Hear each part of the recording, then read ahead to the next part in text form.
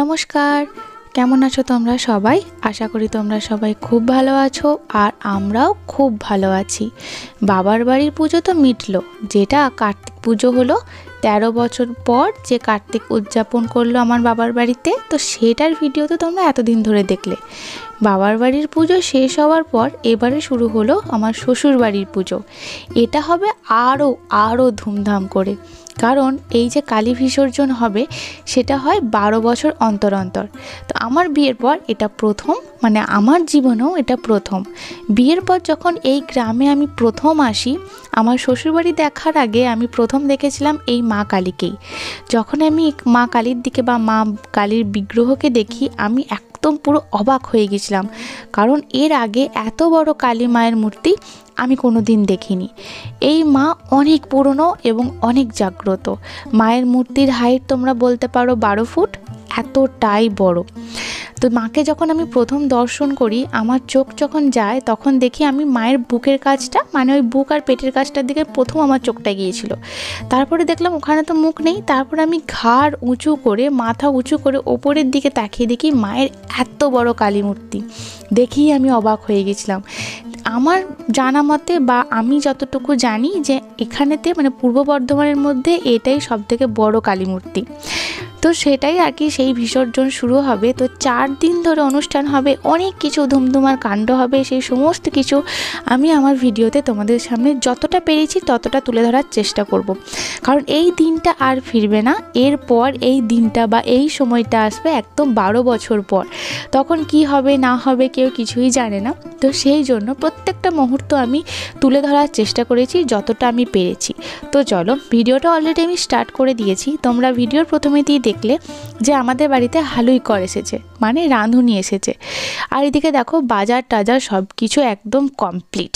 বাড়িতে আজকে বানানো হচ্ছে বোঁদে। আমরা এখানে বোঁদে বলি, তোমরা অনেকে বোঁদে বলো, অনেকে অনেক কিছু বলো, কিন্তু আমাদের এখানে আঞ্চলিক ভাষা বোঁদে। আমরা বোঁদে বোঁদে বোঁদে মানে এটা বলতেই আর কি অভ্যস্ত, কিন্তু কথাটা আসলে বোঁদে যে যেমন বলে আর কি। তো যাই হোক, তোমরা আমার কথার খুঁত ধরবে, তো সেই জন্য বললাম, মানে আগে থেকে আর কি বলে রাখলাম, যাতে তোমাদের বুঝতে বা শুনতে আর কি অসুবিধা না হয়। তো যাই হোক, চলো, রাঁধুনি চলে এসেছে। এখানেতে আমাদের বোঁদে বানানো আর কি স্টার্ট হয়ে গেছে। ওখানেতে চিনির যে শিরাটা সেটা প্রায় অলমোস্ট রেডি। তো এটা হলো আমার এক দেওর, মানে আমরা এসেছি 6 তারিখ এসেছিলাম, মানে আমার বাবার বাড়ি থেকে শ্বশুর বাড়িতে। তো তারপরে 7 তারিখের এটার ভিডিও। তো তখন আর কি বিকাল না, আমাদের জাস্ট লাঞ্চ কমপ্লিট হয়েছে, তারপর উনি এসেছেন। উনি এসে আর কি এই সমস্ত কিছু কাজকর্ম করছেন। তো বিয়ের পর আমি এই বাড়িতেই আর কি এরকম বোঁদে বানানো দেখেছিলাম। দেখো, বোঁদে এই সমস্ত মিষ্টি বা হালুই করে সে যেটা আর কি করে, সেটা সাধারণত হয়ে থাকে বিয়ে বাড়িতে বা অন্নপ্রাশন এই সমস্ত কিছু ক্ষেত্রে, কিন্তু পুজো বাড়িতে এরকম বানানো হয় সেটা আমি এখানেতে এসেই প্রথম দেখি। কারণ এখানেতেই এত সুন্দর ধুমধাম করে আর কি পুজোটা হয়, মা কালীর আরাধনা করা হয়। আবার তো 12 বছর পর হচ্ছে, মানে ভাবো কীরকম একটা ধুমধুমার কাণ্ড হবে। আমি তো বলেছি যে আমার মেয়ের ছোটোখাটো একটা বিয়েই হলো, কারণ এখানে প্রত্যেকটা গ্রামেতে। তো যাই হোক, সেটা এখন বলছি পরে। এখন আমার দেওর কি বলছে সেটাও শুনে নিই। তো দেওর বলছে যে আমি হঠাৎ করে আমার দেওরকে বলি যে তোমার ভুঁড়িটা কেন এত বেড়ে যাচ্ছে। তো সেটা শুনে আমার দেওর বলে যে টি শার্টটা পরে আছে, তো সেই জন্যই নাকি ওর ভুঁড়িটা বেড়ে গেছে, এমন একটা মনে হচ্ছে। তো তোমরা কি জানো, এই সুলতানপুরে মানে আমার শ্বশুরবাড়ির গ্রামে এই যে মূর্তিটি রয়েছে, এই মূর্তিটি 600 বছরেরও পুরনো মূর্তি। মানে পুরনো মূর্তি বলাটা ভুল হবে, মানে 600 বছরেরও পুরনো এই পূজা। এটা আগে প্রথমেতে প্রচলিত করেছিল যতটুকু আমার জানা, এক কামার পরিবার এটাকে প্রথম পুজোটাকে আর কি শুরু করেন। তারপর সেটা বংশ পরম্পরায় বা বংশ ক্রমান্বয়ে সেটা মণ্ডল পরিবারের উপর তারা আর কি দায়িত্বটা দিয়ে দেয়। মানে কোনো কারণে হয়তো ওনারা ওই দায়িত্বটা পালন করতে পারছিলেন না, তারপর সেই দায়িত্বটা কামার পরিবার থেকে আসে মণ্ডল পরিবারে। তো এখন মণ্ডল পরিবারের মানুষজনই মানে দায়িত্ব সহকারে এটা বারোয়ারি পুজো, মানে সবাই এখানে প্রচুর মানুষের সম্মেলন তোমরা দেখতে পারবে। এত মানুষ এক জায়গায় আমি মানে জীবনে প্রথম দেখলাম কোনো একটা পুজো উপলক্ষে এত মানুষ আসতে পারে। বিভিন্ন দূর দূরান্ত থেকে এত মানুষ এসে উপস্থিত হয়েছিল। পরের ভিডিওগুলো তোমরা কেউ মিস করো না, কারণ আমার মনে হয় যে তোমরাও আমার মতো এইরকম বিসর্জন বা এইরকম প্রতিমা, এইরকম এত কিছু কাণ্ড তোমরাও এর আগে কখনো দেখোনি আমার মতো। তো সেই জন্য ভিডিওগুলো অন্তত মিস করো না, তাহলে তোমরা অনেক কিছু জীবনে মিস করে যাবে। তো এত সুন্দরভাবে যে পুজো, এত সুন্দরভাবে আর কি সব কিছু এই মণ্ডল পরিবারের মানুষজনরা আয়োজন করে। মণ্ডল পরিবারের পাশাপাশি অন্যান্য পরিবারের মানুষজনরাও থাকে, মানে পুরো গ্রামবাসী মিলেই, তো সবাই মিলে এত সুন্দর একটা পুজোর আয়োজন করে থাকে। বিয়ের পর বলতে পারো বা এই পরিবারের একজন অংশ হতে পারে, মানে আমিও এই মণ্ডল পরিবারেরই একজন সদস্য। তো এটার জন্য বলতে পারো যে আমি খুবই ধন্য, শুধুমাত্র এই একটা কারণের জন্য এই পরিবারের সদস্য হতে পারে আমি নিজেকে ধন্য মনে করি, মানে নিজেকে খুব লাকি মনে করি যে হ্যাঁ সত্যি আমি এই পরিবারের, যে পরিবারে মা কালীর আরাধনা করা হয়, এত সুন্দর মা কালীকে একদম মানে এত ভালোভাবে পুজো করা হয়, বা উনি আমাদের মধ্যে বিরাজমান, এত সুন্দর, এত ভালো, এত কিছু এই পরিবারের মধ্যে দিয়ে হয়। তো সেটার জন্য আমি নিজেকে ধন্য মনে করি। তো দেখো আমাদের এখানেতে বোঁদে বানানো এখানে তৈরি হচ্ছে, তো সবটা আমি এখানে ক্যাপচার করছিলাম, সাথে ছিল আমার ওই দেওর। তো এত সুন্দর লাগছিল, মানে যখন বেসনটা প্রথম এই তেলের মধ্যে দিচ্ছিল তখন এত সুন্দর দেখতে লাগছিল না, সেই মনে হচ্ছিলো সেই ঝাড়বাতির মতো লাগছিল অনেকটা, সেই কেমন কি সুন্দর একটু ড্রপ ড্রপ করে এমনভাবে পড়ছিল। তো সেটা দেখতে সত্যি খুব ভালো লাগছিল। আমি এবং ওই যে ভাই আর কি, যে দেওর, তো সে ভাই সম্পর্কে, তো সে আর কি তাকে বলছিলাম যে দেখো এত সুন্দর লাগছে যখন বোঁদেগুলো প্রথম আর কি ওই তেলের মধ্যে দিচ্ছে, তো সেটা সব থেকে মানে খুব খুব বেশি ভালো লাগছিল। তো তোমাদেরও অনেকের আর কি এই পুজোটাকে ঘিরে বা মায়ের মূর্তি দেখার জন্য বা মাকে নিয়ে আর কি অনেক তোমাদের কৌতূহল, তোমরা জানতে চাও, শুনতে চাও। তো আমাদের এখানেতে মায়ের ছবি তোলা নিষেধ, কিন্তু তোমাদেরকে আমি বলেছিলাম যে বিসর্জনের সময় আমি অবশ্যই দর্শন করাবো। তো আমি অবশ্যই তোমাদেরকে মায়ের মূর্তির দর্শন করাবো, এবং কিভাবে বিসর্জন করা হচ্ছে, একটা ইউনিক স্টাইলে বিসর্জন করা হয়, মানে এইভাবে যে কোনো মূর্তিকে বিসর্জন করা হয় আমার জানা নেই। হয়তো পূর্ব বর্ধমানের মধ্যে বা বর্ধমানের মধ্যে, বর্ধমান জেলার পুরো সমগ্র ডিস্ট্রিক্টটার জেলার মধ্যে এখানেই একমাত্র এইভাবে বিসর্জন করা হয়। আর এখানেই একমাত্র হয়তো এত বছরের পুরনো মূর্তি এবং এত বড় মূর্তি। শুধু এখানে মা কালী বিরাজমান না, এখানে তার সাথে আছেন, দেখুন মা কালী যেহেতু শিব ঠাকুর তো থাকবেই, তার সাথে থাকে জয়া, বিজয়া, লক্ষ্মী, সরস্বতী, কার্তিক, গণেশ, মানে হোল ফ্যামিলি। মা দুর্গা যেরকম আর কি হোল ফ্যামিলির সাথে আসে, সেই মা দুর্গার জায়গায় থাকে শুধুমাত্র মা কালী, বাকি চারিদিকে লক্ষ্মী, সরস্বতী, কার্তিক, গণেশ সবাই থাকে। তো আমাদের বাড়িতে 4 দিন ধরে অনুষ্ঠান হবে, মানে 4 দিন ধরে হালুই করা এসে আর কি রান্না বান্না করবে, বাড়িতে প্যান্ডেল হবে, মানে ছোটোখাটো একটা বিয়ে বাড়ি তোমরা ধরতে পারো, কারণ প্রত্যেকটা আত্মীয় স্বজনকে আমন্ত্রিত করা হয়েছে। মানে আমাদের বিয়েতে, মানে অশ্মির বাবা আর আমার বিয়েতে যে সমস্ত আত্মীয় স্বজনরা এসেছিলেন, তো সবাই এসেছিলেন, এবং তার সাথে এবারে আমার পরিবারের লোকজনও অ্যাড হয়েছে। মানে বুঝতে পারছো কীরকম একটা এলাহি কাণ্ড 4 দিন ধরে চলেছে। তো সেই সব কিছু আর কি ভিডিও তোমরা আস্তে আস্তে দেখতে পারবে। এটা হলো তার পরের দিনের ভিডিও, মানে এটা হলো 8 তারিখের ভিডিও। 8 তারিখে সকালে রাঁধুনি এসে গেছে, এসে রান্নাবান্না করছে। তো আমাদের বাড়িতে 7 তারিখে বোঁদে হয়েছিল, এবং 8 তারিখ, 9 তারিখ, 10 তারিখ 3 দিনই এরকম রাঁধুনি এসে রান্না করেছে। আর আমাদের বাড়ি থেকে এই যে পুকুরের এই জায়গাটা বা এত সুন্দর দেখতে লাগে, তো ভাবলাম যে বহুদিন তোমাদের সাথে সেটা শেয়ার করা হয়নি, তো সেটাই তোমাদের সাথে শেয়ার করি। আর আমাদের বাড়িটা যেহেতু একদম পুকুরের ধারেতেই, মানে পুকুরের পাড়েতেই বলতে পারো, তো সেই জন্য রান্নাটাও একদম পুকুরের পাড়ে এইভাবে হচ্ছিলো। আমাদের যে রান্না চালাটা বানানো আছে ওখানে দিয়ে পূজা হচ্ছিলো বলছি, রান্না হচ্ছিলো। তো সেটা দেখতে আরও বেশি ভালো লাগছিলো, কারণ একটু পিকনিক স্টাইল আর কি মনে হচ্ছিলো, কারণ পুকুর পাড়েতেই দেখবে বেশিরভাগ মানে জলাশয়ের ধারে বেশিরভাগ পিকনিকগুলো হয়। তো সেই জন্য পিকনিক ভাবও হচ্ছিলো। তো আমি ওনার সাথে কথা বলছিলাম এবং বলছিলাম যে আপনার আমি ভিডিও বানাচ্ছি, কোনো অসুবিধা নেই তো? তো উনি বলছিলেন কি কোনো অসুবিধা নেই। অ্যাকচুয়ালি ইনি যিনি রান্না করছিলেন খুব সুন্দর রান্না করছিলেন, কিন্তু এনার বাড়িটা হচ্ছে আমার যেখানে মামার বাড়ি, তো সেখানে। তো হঠাৎ করে যখন আমার মাকে দেখতে পাই, কারণ আমার মাকেও আমি আমার সাথে করে নিয়ে এসেছিলাম, কারণ তোমরা জানো যে অশ্মি আছে, ওকে সামলে বাড়ির এত কিছু কাজকর্ম করা সম্ভব না। কারণ বাবার বাড়ির পুজো একরকম আনন্দ করা যায় এবং শ্বশুর বাড়িতে আর এক রকম আনন্দ করা যায়। বাবার বাড়িতে সেরকম কিন্তু কোনো দায়িত্ব থাকে না, কিন্তু শ্বশুর বাড়ির পুজোতে অনেক দায়িত্ব। মানে বাবার বাড়ির পুজো আর শ্বশুর বাড়ির পুজোর মধ্যে আকাশ পাতাল পার্থক্য থাকে। তোমাদের যারা আর কি বিয়ে হয়েছে তো জানোই যে শ্বশুরবাড়ি আর বাবার বাড়ির মধ্যে কতটা পার্থক্য। আবার যদি আমার মতো শ্বশুরবাড়ি হয় তাহলে তো হয়েই গেল। তো এখানে দেখো যা সমস্ত রান্না হয়েছে সেগুলো তোমাদের সাথে আমি একটুখানি ছোটো ছোটো করে রান্না করে দিলাম বলছি, ছোটো ছোটো করে শেয়ার করে দিলাম। তো এখানে প্রচুর কিছু রান্না হয়েছে, কিছু কিছু রান্না আর কি ভেতরেতে রেখেও এসেছে, আর কিছু কিছু রান্না এখানেতে এখনও হচ্ছে। আজকে আমাদের মানে এই 7 তারিখ থেকে, মানে আমি যবে থেকে এসেছি 6 তারিখে এসেছি, তবে থেকে যে কি চলছে আমাদের ওপর দিয়ে, মানে আমি বাড়ি আসার জন্য ছটফট করছিলাম, কিন্তু আমি বাড়ি আসতে পারছিলাম না। তার কারণ আমাকে মা বলছিল আমি গিয়ে তো সমস্ত কিছু কাজকর্ম করে দেব, কিন্তু আমি জানি যে আমি না গেলে বাড়ি ঘরদোর কিচ্ছু পরিষ্কার হবে না। একটা বিয়ে বাড়ির মতো আয়োজন করা হয়েছে, তো সেই সমস্ত কিছু মানে বাড়ি ঘরদোর গোছাতে গোছাতে আমার দিন শেষ হয়ে যাবে। তো এখানে মা যেহেতু অস্মিকে নিয়ে রয়েছে, এবং আমাদের বাড়িতে একজন কাজের মাসিও এসেছেন, যাকে আমি মঙ্গলপুর থেকেই নিয়ে এসেছি। অ্যাকচুয়ালি ওনার দিদির বাড়ি আর কি আমাদের মঙ্গলপুরে। তো সেহেতু আর উনি আর কি মানে আমাদের খুব চেনা জানা, আমাদের খুব ক্লোজ, তো সেই জন্য ওনাকে আমি মঙ্গলপুর থেকে, ওনার বাড়ি এক জায়গায় কিন্তু যেহেতু আমাদের দিদির বাড়ি আর কি পাশে, ওনার দিদির বাড়ির পাশে, তো সেই মঙ্গলপুরে ধরতে পারো আর কি। তো সেখান থেকে আমি ওনাকে নিয়ে এসেছি, এবং কাজের মাসি কাজ করছে, একদিকে মা অস্মিকে রয়েছে, এইদিকে আমি একদিকে বাড়ি ঘর পরিষ্কার করছি। মানে সে যে কী কাণ্ড চলেছে সে আমিই জানি, কিন্তু বহু ক্লিপ বহু কাজকর্মের ভিডিও আমি তোমাদের সাথে শেয়ার করতে পারিনি। তার কারণ হচ্ছে দেখো, মানে আমি এত লোকজন আসছে, তাদেরকে অ্যাটেন্ড করব, তাদেরকে মিষ্টি জল দেবো না, চা দেবো না, আমি ভিডিও করব, সেটা সম্ভব না। একজন যদি কেউ ভিডিও করে দিত তাহলে হয়তো সম্ভব হতো, কিন্তু এই সময়তে কাউকে আমি পাইনি, কারণ প্রত্যেকটা মানুষ বিজি অতিথি আপ্যায়নে।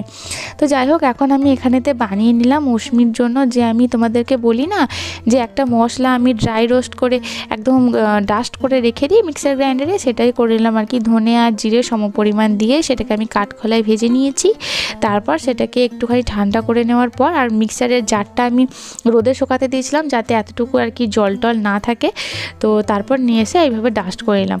এত সুন্দর স্মেল বেরোয়, মানে ভাজা মশলার তো গন্ধ তোমরা তো জানোই, খুব সুন্দর হয়, আর একদম মিহি করে বাটা হয়। আর যতটুকু পরিমাণ যখন অস্মির আমি খাবার বানাই ততটুকু আর কি দিয়ে দিই, বা ঝামেলা কিছু থাকে না। শুধু আদা আর রসুনটা আমি একটুখানি থেতো করে দিই, কখনো কখনো কুচি কুচি করে দিই, মানে এইরকমভাবেই আর কি হয়ে যায়। তো তোমাদেরও যদি বাড়িতে ছোট বাচ্চা থেকে থাকে আমার মতো এরকম মশলা বানিয়ে রেখে দিতে পারো, কারণ অস্মি এখন যত বড় হচ্ছে ওর না টেস্ট জিনিসটা আর কি মানে খুব ভালো আসছে, মানে ও মানে কী বলবো, মশলা না দিলেও কোনো খাবার খাবেই না। তো যাই হোক, এখানে তো আমার বানানো হয়ে গেছে। এবার আমি একটা কন্টেনারের মধ্যে ভরে রেখে দিলাম, বাস এটা বলতে পারো আমার 10-15 দিন চলে যাবে, কারণ ও তো একদম অল্প অল্প খায় না, বেশি তো লাগে না। তারপরে আমি আবার চলে এলাম ওখানেতে, মাসি ঘরদোর বাগাচ্ছে, এদিকে দেখলাম যে টিভিটা একদম পরিষ্কার করা হয়নি, কেমন ধারে ধারে ঝুল পড়ে গেছে। তো সেটাকে আমি আবার একটা শুকনো কাপড় নিয়ে এসে ভালো করে মোছার চেষ্টা করছি।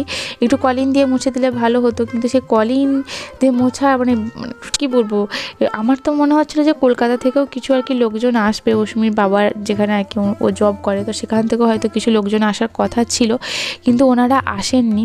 তো ওনারা আসবেন শুনে আমার তো প্যালপিটেশন একদম আরম্ভ হয়ে গেছিলো যে আমি ঘর বাগাবো কী করে।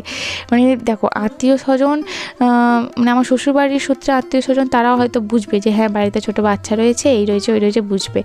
এবং আমার সাইডে যা সমস্ত আত্মীয় স্বজন আছে তারাও বুঝবে যে হ্যাঁ সুমনা কীভাবে কী করবে, একা সম্ভব নয়। কিন্তু মানে কলকাতা থেকে তোমার দাদা ভাইয়ের যে সমস্ত কলিগরা আছে বা স্যার যেই আছেন আর কি, ওনারা যদি আসেন তো ওনাদের কাছে একটা কীরকম একটা ব্যাপার না। তো সেই জন্য আর কি আমি আরও আর কি ঘর গোছাতে, ঘর পরিষ্কার করতে, একদম কোনা কোনা যেখানে হয়তো পরিষ্কার করা হয়ই না, তো সেই সমস্ত জায়গাও পরিষ্কার করেছি। ওদিকে মাসিকে দিয়েছি পরিষ্কার করতে, এদিকে মাকে দিয়েছি কিছু কিছু বাসনপত্র এটা ওটা পরিষ্কার করতে। তো মানে সব মিলিয়ে মিশিয়ে সেই ঘর দৌড় এখন পরিষ্কার চলছে, এটা ওটা হেনা তেনা, মানে কী আর তোমাদেরকে বলি।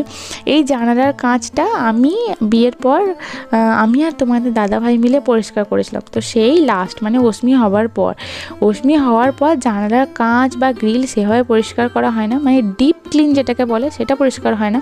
কিন্তু ওই ঝুল টুল ঝেড়ে দেওয়া বা এই একটুখানি যে সামনে যে তাকের মতো আর কি সেটাকে পরিষ্কার করে দেওয়া, পেপার পাল্টে দেওয়া, ওইগুলো হয়, ওগুলো তো আমি করি, কিন্তু ডিপ ক্লিন ব্যাপারটা আমি করতে পারি না। তো এবার যেহেতু মাসি এসেছে, তো মাসিকে বললাম তুমি একটু পরিষ্কার করো, তোমাকে কিচ্ছু করতে হবে না, তুমি শুধু আমাকে ঘরদোর গোছাতে হেল্প করো। তো সেই জন্য মাসিকে প্রথমে বললাম এই জায়গাটা একটু পরিষ্কার করে দাও। আর যে মাসি আর কি এসেছিলেন আমাদের বাড়িতে, এত ভালো কাজ করছিলেন। তোমরা আমাকে অনেক সময় বলো না যে দিদি তুমি তো একদম সাইডে একজন রাখতে পারো বাড়িতে যে তোমাকে হেল্প করবে। হ্যাঁ, রাখতে পারি না এমন না, কিন্তু দেখো তোমাদের দাদা ভাইয়ের লোন চলছে, তারপরে আবার এত বড় সংসারের A to Z, মানে কি বলবো, ঠাকুরের ধূপ থেকে আমাদের সব কিছু, মানে একটা ছুট সুতো সব কিছু তোমাদের দাদা ভাই একা সামলাচ্ছে এবং একটা মোটা টাকার লোনে কাটছে। তারপরে আবার অস্মিকে তো তোমরা জানোই, এতটুকু বাচ্চা, ওর সমস্ত কিছু জিনিসপত্র, তারপরে আজ এইটা নিয়ে অসুস্থ হচ্ছে, কাল ওটা নিয়ে অসুস্থ হচ্ছে, এই সব কিছু মিলিয়ে মিশিয়ে সম্ভব না, মানে কোনো রকমভাবেই সম্ভব না। তারপর আবার তোমাদের দাদা ভাইয়ের কিছু চেক আপ, ওর এখন হেলথ ইস্যু কিছু চলছে, তো সেই সমস্ত কিছু নিয়ে সব দিকটাই তো চলতে হবে না, সবটাই একটা তারপর ফাইন্যান্সিয়াল একটা ব্যাপার থাকে, তো সেই সব কিছু নিয়ে এই মুহূর্তে সম্ভব না। যদি ভগবান যদি একটু ভালো দিন দেয় তাহলে হয়তো রাখতে পারবো, হয়তো সম্ভব হবে। তো দেখা যাক কী হয় না হয়। তো চলো সেই সব কথা এখন ছাড়ো, কিন্তু এনাকে আমি কয়েকদিনের জন্য এনেছি শুধুমাত্র এই পুজো পারপাসে, কারণ আমি জানি যে আমি পারবো না। তার কারণ অস্মি ছোটো বাচ্চা, তারপরে এত বিয়েবাড়ির সমান আত্মীয় স্বজন আসবে, তো এত কিছু রান্না হবে, এত কিছু হবে, মানে সব কিছু সামলে ওটা ইম্পসিবল। তো সেই জন্য ওনাকে নিয়ে আসা, তো সেই জন্য ওনাকে নিয়ে এসে উনি আর কি আমাকে হেল্প করছেন। তো আমি এখানে পেপারগুলো পাল্টে দিলাম, পেপারগুলো পাল্টে যে সমস্ত আর কি জিনিসগুলো আছে অস্মির খেলনা থেকে শুরু করে, তো সেগুলো আমি আর কি সুন্দর করে সাজিয়ে দিচ্ছি।